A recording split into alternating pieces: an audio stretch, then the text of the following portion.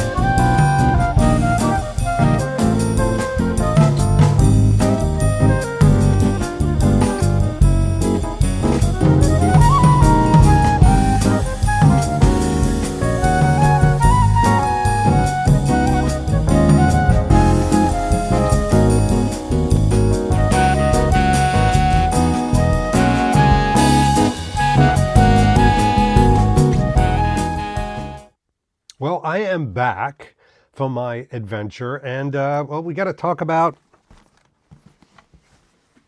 this puppy right here, because there's some great stuff I want to talk about. There's some good stuff I want to talk about, and then there's some warnings that I want to talk about, because not everything is perfect.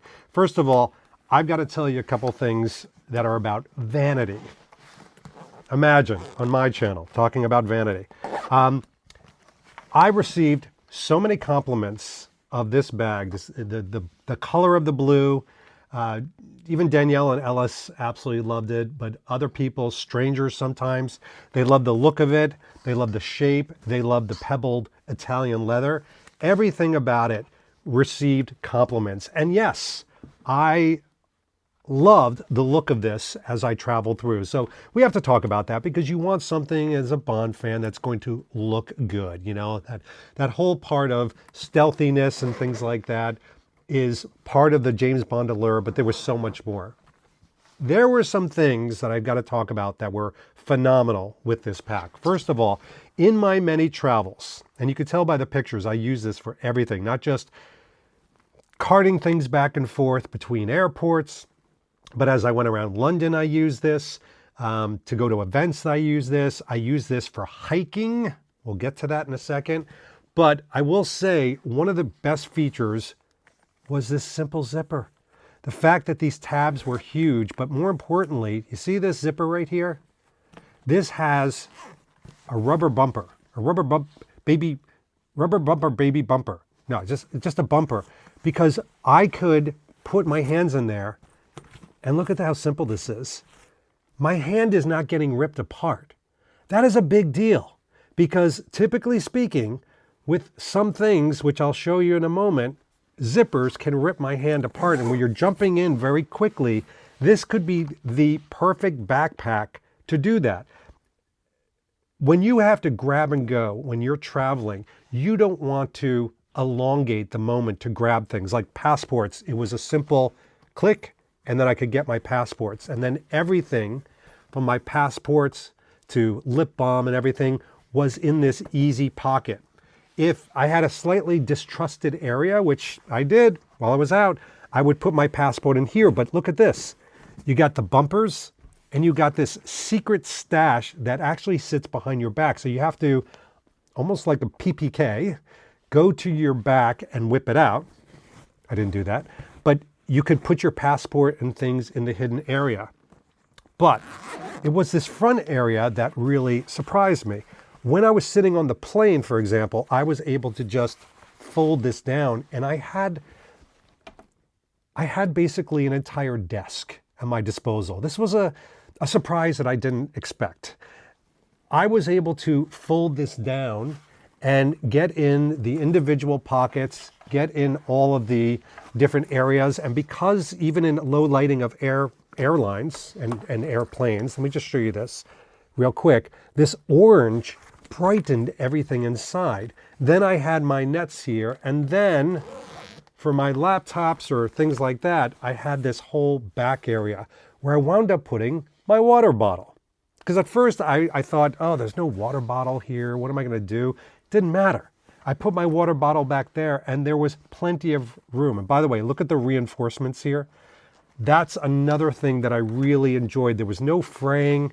This beautiful, and I'm saying this for a reason, wait for it, this beautiful pack was under my feet the whole time in all of my travels through London and Portugal. I mention that because a lesser leather or some twills will get marred. They'll come away. They'll look like they've been through London and Portugal travels.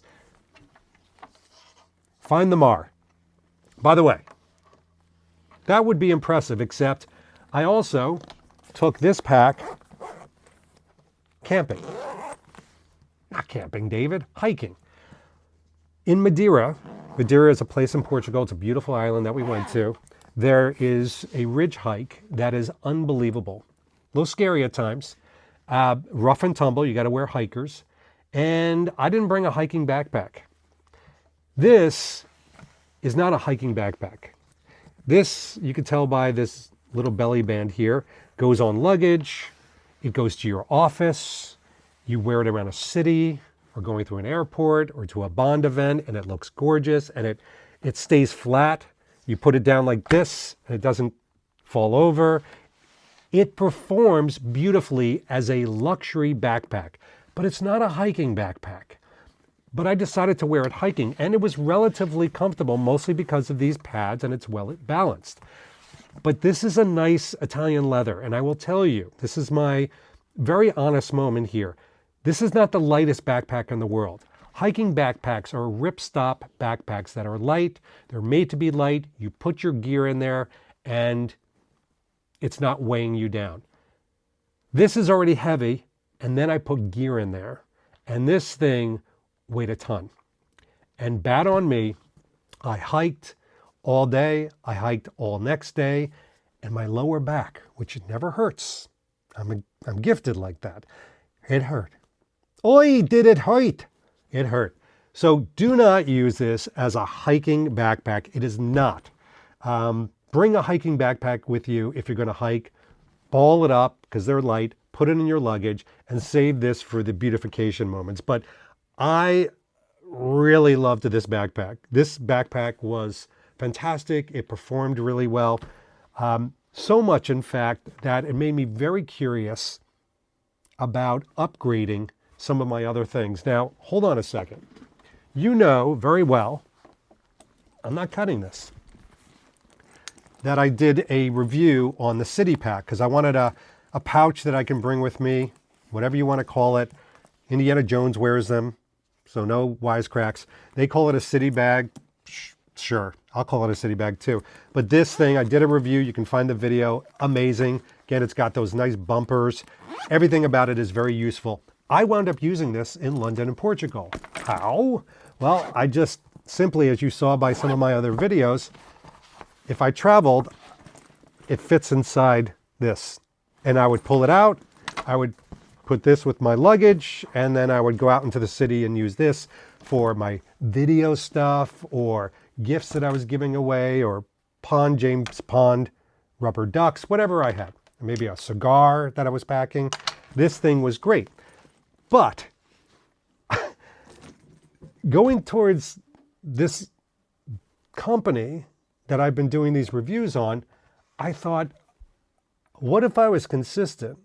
What if I actually decided to upgrade my everyday attaché case, my briefcase? Now, you know that I've done videos on backpacks versus briefcases.